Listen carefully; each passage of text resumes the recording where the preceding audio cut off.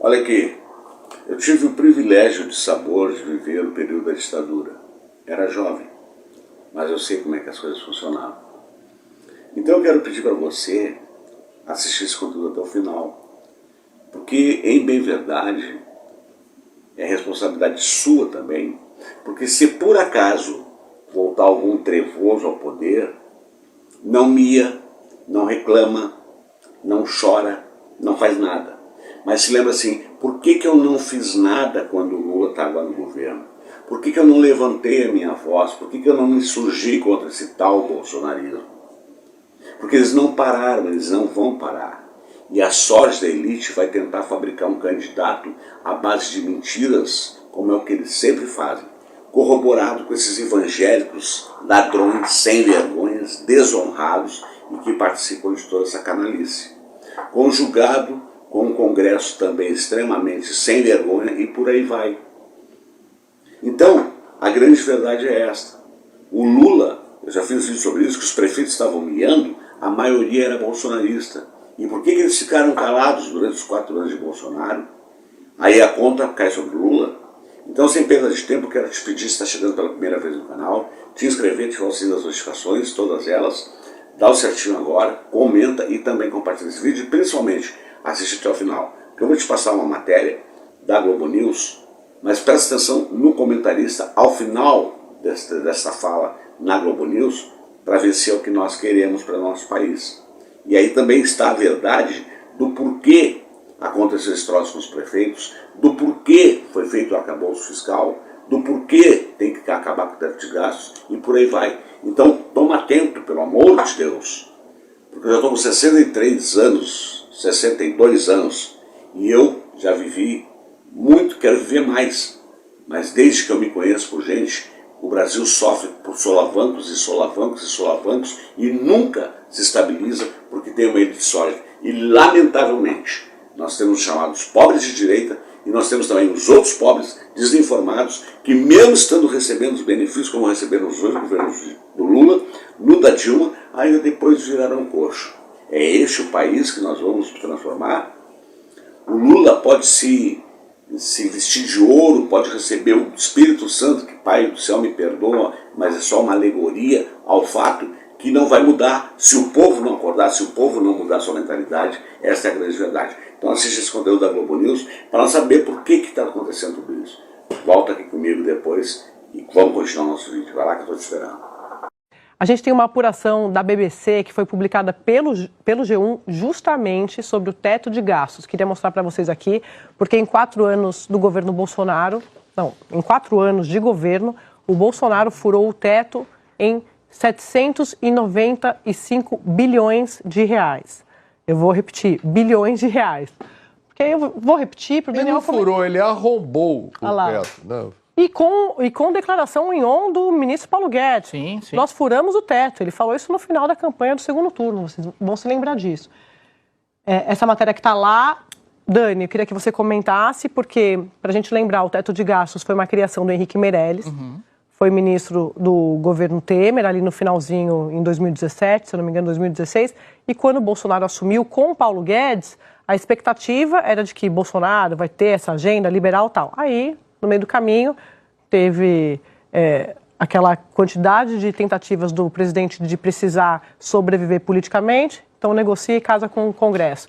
E aí, com isso, também vai alargando o orçamento, os gastos, e você tem uma pandemia que, de fato, eles precisaram fazer ali os auxílios, mas sem planejamento, tudo aquilo que a gente está acompanhando.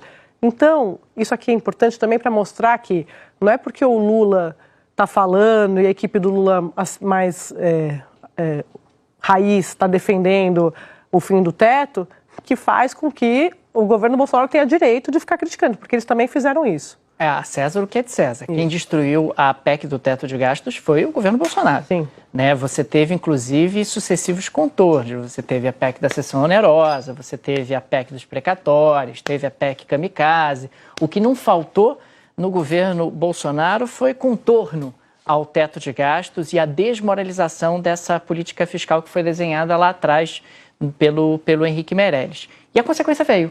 Quer dizer, nós tivemos durante o governo Bolsonaro um aumento substantivo da taxa de juros.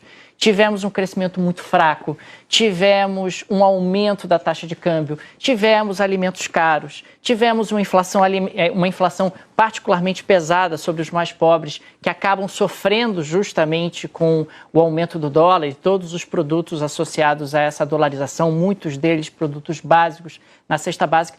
A grande pergunta é, a gente quer repetir isso? A gente quer fazer isso de novo? A gente sabe que o governo Bolsonaro foi um desastre. A gente sabe quais foram as consequências justamente dessa desmoralização da política fiscal. O teto de gastos acabou. Precisa ser desenhada uma nova baliza fiscal, um novo arcabouço fiscal.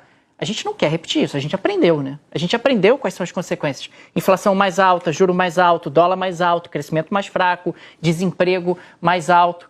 E isso acaba sendo uma consequência direta justamente dessa política fiscal desastrosa do governo Bolsonaro. A nossa esperança é que nós não venhamos a repetir isso nos próximos anos. Aí está, como diz o comentarista, nós vamos querer viver isso de novo? Nós vamos precisar disso de novo? Será que nós não aprendemos? Eu acho que não aprendeu. O povo ainda não aprendeu. Ainda está com dúvidas sobre o governo Lula, se deixando contaminar pelas fake news de WhatsApp, de TikTok, de Quai, de não sei mais o que, de Facebook.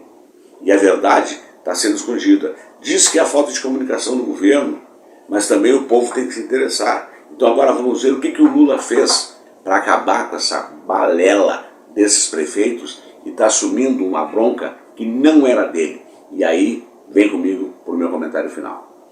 Estou esperando. Estou sancionando hoje o projeto de lei complementar número 136 de 2023, resultado de acordo entre o governo federal, o Congresso Nacional, estados e municípios. Estamos autorizando a compensação de 27 bilhões da União aos estados e ao Distrito Federal pela perda de receita com a redução do ICMS sobre combustíveis que aconteceu entre junho e dezembro do ano passado. Faremos também a antecipação da parcela da compensação que somente ocorreria em 2024. E vamos aumentar as transferências ao Fundo de Participação dos Estados e dos Municípios para recuperar as perdas de arrecadação em 2023. Com isso, nós vamos assegurar que nenhum município perderá nada de arrecadação em relação a 2022.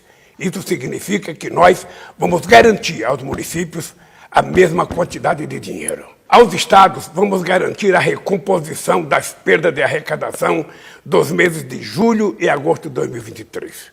Todo esse esforço demonstra o compromisso do governo federal em continuar promovendo o crescimento da economia, em equilibrar a distribuição dos recursos e aliviar as dificuldades fiscais dos municípios e estados. E o principal, mais recursos para a continuidade da prestação de serviços públicos essenciais à população brasileira. Isso significa democracia. Municípios, estados e União trabalhando junto para melhorar a qualidade de vida do povo brasileiro. Um abraço.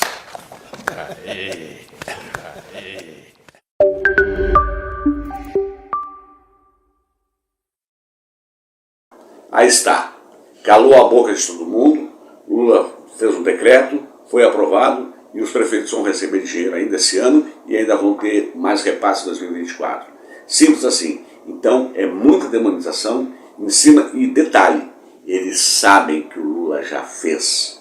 Eles sabem que a Dilma fez. E eles não querem que o Brasil dê certo. Eles não querem o teu direito de poder morar bem, de ter um carro bom, de poder usufruir das coisas que eles usufruem. Eles te querem como escravo, sem leis trabalhistas, sem direitos, subservientes a eles. É isso que eles querem. Então toma atento.